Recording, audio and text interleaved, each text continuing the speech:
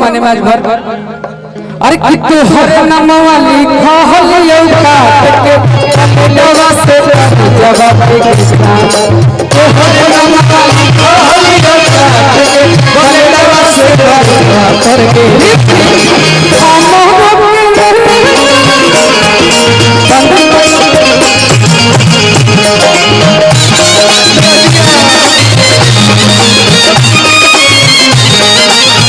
हरे नाम वाली कहलियो काट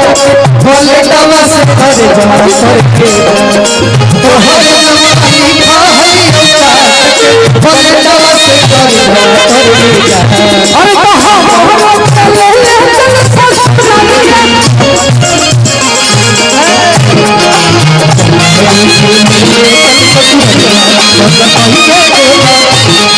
आज हमारा पहला बार रिमझिम के भाई की तरफ से पुरस्कार बाप रे बाप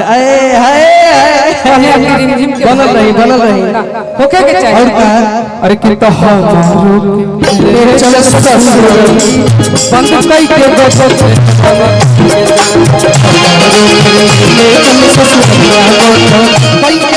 आनंद भैया हां हां हीटर सतम के जवनिया के आगी बिना जोड़ीदार सैया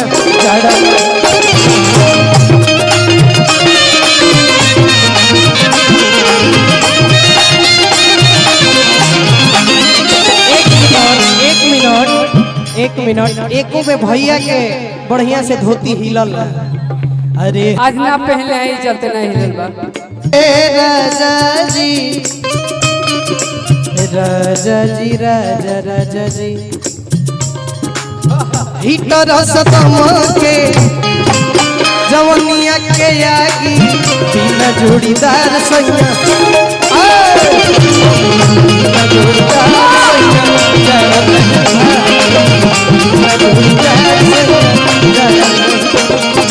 और का रोजे घर ही में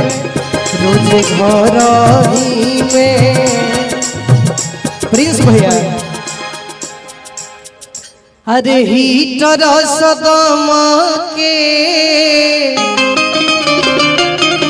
अरे जवनिया के आगी हम एगो गाना शुरू से मेरा ये था कि हम रिमझिम जी के साथ बोले भैया प्रिंस भैया एक मेरा हेलो जा पैसा बात एगो हमर भाव रहे अरे कि पातर पातर पिया के पतरी कमरिया मजा आवेला के पातर पातर पिया के पतरी कमरिया मजा आवेला अरे पातर पातर पिया के पतरी कमरिया मजा आवेला आय हाय मजा आवेला ओहो मजा आवेला अरे कितना जब घरे कमरिया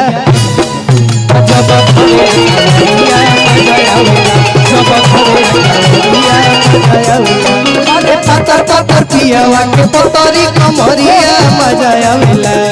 पातर पातर पिया के पतरी कमरिया मजा आवेला आय हाय मजा आवेला जब घरे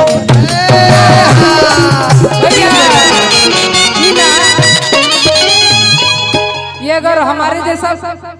पतला दुबला मिलेगा तब जब इनके जैसा मिलेगा तब ये कहिएगा अरे कितना जब हिला बेला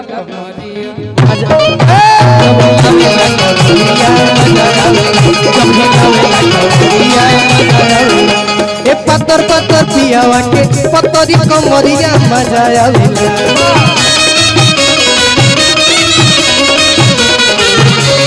पत्थर पत्थर पियावा के पतरी कमरिया मजा आवेला आय है मजा आवेला जब हिलावेला मजा आवेला जब हिलावेला भैया आनंद भैया यहाँ पेन का खातिर एक लाइन बा दूसर के बोलने पर बड़ा अथी हुई और कितना गलत वैसे जैसे सरसों के सगिया ताजा गलतार वैसे जैसे सरसों के सगिया ताजा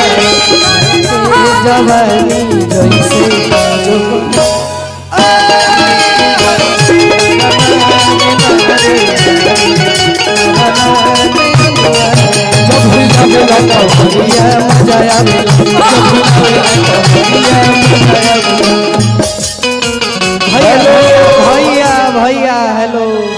मजा नहीं खाया तो मजा रोए न दिवा सकी काहे कि भूषण चाचा नीचे बैठे तो आइए जाइए ऊपर है आ जाइए ऊपर आए पांच पर करी 5 पर 5 पर आनंद भैया भूषण चाचा ऊपर आए आए एक शब्द ना आए तनी मनी आ जाए अपना लोग कहता आ जाए ऊपर अब प्योर